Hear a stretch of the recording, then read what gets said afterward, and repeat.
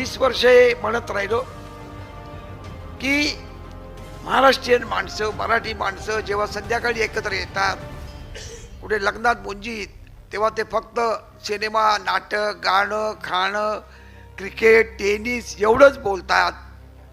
पण तुझा व्यवसाय काय आणि माझा व्यवसाय हा, तू काय मला मदत करशील आणि मी तुला काय करीन, हे आत्तापर्यंत कधीही होत नव्हतं.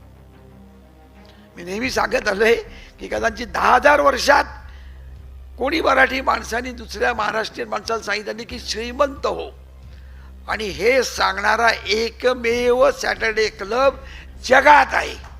तेव्हा अशा वेळेला सॅटर्डे क्लब हा आता महाराष्ट्राबाहेर, हिंदुस्थान बाहेर, जगभरातल्या प्रत्येक देशात गेला पाहिजे की जिथे जिथे काही महाराष्ट्रीयन आहेत. तेव्हा कृपा करा, तुमच्या स्वतःच्या हितासाठी, महाराष्ट्राच्या हितासाठी, मराठीच्या भल्यासाठी, तुमच्या उत्कर्षासाठी, तुम्ही कोट्याधीश होण्यासाठी सॅटर्डे क्लबची उपासना करा.